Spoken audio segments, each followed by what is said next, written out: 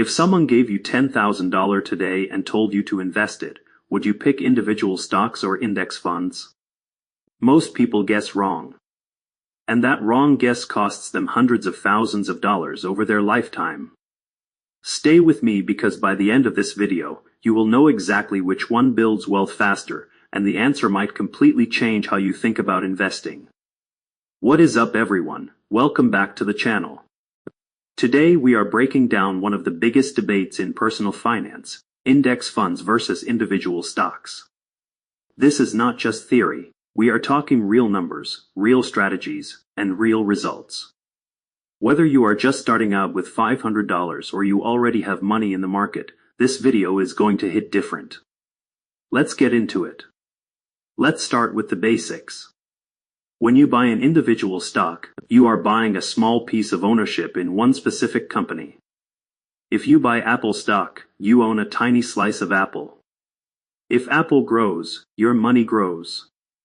If Apple crashes, your money crashes. Simple as that. Now here is where it gets interesting. Some people have made absolute fortunes picking individual stocks. If you put $10,000 into Amazon back in 2010, you would have over $500,000 today. If you picked Tesla at the right time, same story. Massive life-changing gains.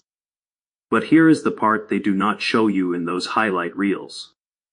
For every Amazon, there are 1,000 companies that went to zero.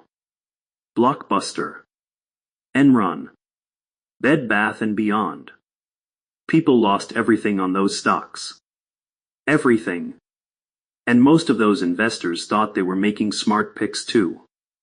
The hard truth is this. Research shows that over 90% of individual stock pickers fail to beat the market over a 10-year period. Not 10%. 90%.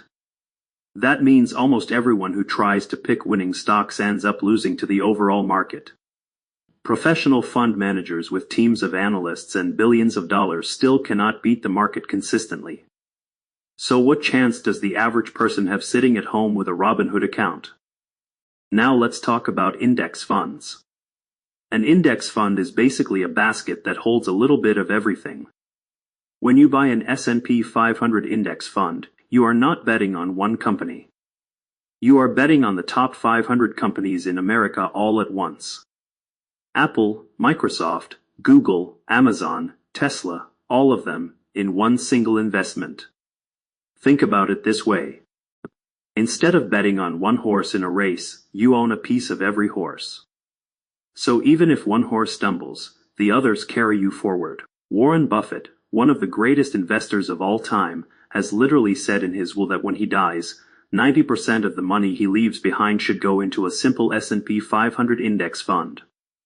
Not individual stocks. Not fancy hedge funds. A simple index fund. If that is good enough for Warren Buffett's family, it should at least get your attention. The average annual return of the S&P 500 over the last 30 years has been around 10 to 11% per year. That means if you put $10,000 in an index fund and left it alone for 30 years, you would end up with somewhere around $175,000 without doing a single thing. No research. No stress. No watching stock prices every hour. Just patience. Now let's put them head to head and look at real numbers. Scenario 1. You invest $10,000 in individual stocks. You spend hours researching companies. You feel confident. Statistically speaking, you have a 90% chance of underperforming the market over 10 years. There is also emotional risk. When the market drops 20%, most people panic and sell, locking in losses. Then the market recovers and they missed it. This is one of the most expensive mistakes in investing history. Scenario 2. You invest that same $10,000 in an S&P 500 index fund. You do nothing. No research needed. No panic. No stress. At a 10% average annual return, in 10 years you have about $25,900. In 20 years, $67,000. In 30 years, $174,000. From one single $10,000 investment. Now let's talk fees, because this is where a lot of people get silently robbed. Individual stock trading can come with fees, bad timing costs, and tax consequences every time you buy and sell. Most index funds from companies like Vanguard or Fidelity have expense ratios as low as 0.03%. That means for every $10,000 invested, you pay just $3 per year in fees. $3. Compare that to actively managed funds that charge 1% or more, which sounds small but can eat over $100,000 of your returns over 30 years. Here is the honest answer. For most people, index funds win. Period. They are simpler. They are cheaper. They are more consistent. And the data backs this up over and over again.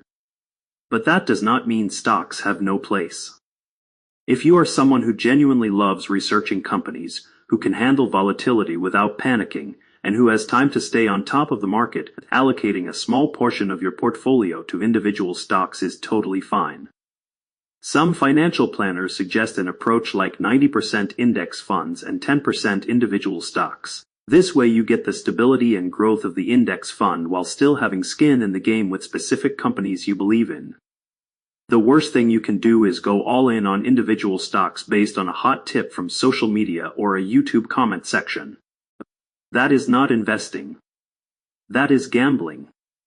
The best time to start investing was 10 years ago. The second best time is right now. So how do you actually start? Step 1. Open a brokerage account. Fidelity, Vanguard, and Schwab are the top 3 trusted platforms in the US. Step 2. Look for a total market index fund or an S&P 500 index fund. Ticker symbols like VOO, VTI, or FXX are extremely popular and trusted. Step 3. Set up automatic contributions every month. Even $50 a month makes a massive difference over time thanks to compound interest. Step 4. Do not touch it. Seriously. The biggest enemy of your portfolio is you in a moment of panic. At the end of the day, building wealth is not about making the flashiest moves. It is about making the smartest and most consistent ones. Index funds have turned ordinary people with average incomes into millionaires. Not because they were lucky. Because they were patient and consistent. If this video helped you understand the difference, drop a like and share it with someone who needs to hear this. Subscribe if you want more honest, no-nonsense financial content every week. And comment below, are you team index funds, team stocks, or somewhere in the middle? I read every comment. See you in the next one.